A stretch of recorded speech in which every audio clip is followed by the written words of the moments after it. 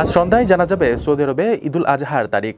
এরই মধ্যে দেশজুড়ে সবাইকে জিলহজ মাসের চাঁদ দেখার আহ্বান জানিয়েছে সৌদি সুপ্রিম কোর্ট। সকল নাগরিক ও বাসিন্দাদের অনুরোধ করে বলা হয়, কেউ যদি খালি চোখে কিংবা দূরবীক্ষণ যন্ত্রের সাহায্যে চাঁদ দেখতে পান তাহলে যেন দ্রুত নিকটবর্তী আদালতে গিয়ে সাক্ষ্য প্রদান করেন। প্রয়োজনে কাছাকাছি শহর কেন্দ্রের সঙ্গে যোগাযোগ করে আদালতে পৌঁছানোর সহায়তা নিতে বলা হয়েছে।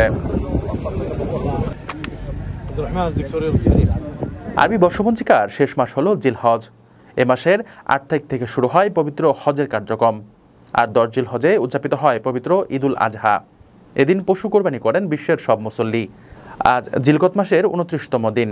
যদি সন্ধ্যায় সৌদির আকাশে চাঁদ দেখা যায় তাহলে এবছর সৌদিতে ঈদুল আজহা উদযাপিত হবে ৬ জুন।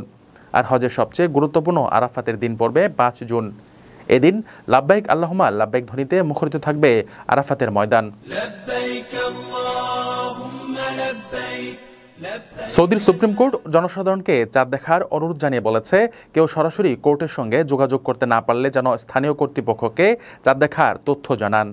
এদিকে মধ্যপ্রাচ্যের দেশগুলোর আকাশে আজ জিলহজের চাঁদ দেখা যাবে বলে শক্ত অনুমানের কথা বলেছে আমিরাত জ্যোতির্বিদ্যা সোসাইটির চেয়ারম্যান ইব্রাহিম আল জারওয়ান। জ্যোতির্বিদ্যা সংক্রান্ত হিসাব নিকাশ অনুযায়ী এমন তথ্য জানিয়েছেন এই জ্যোতির্বিদ।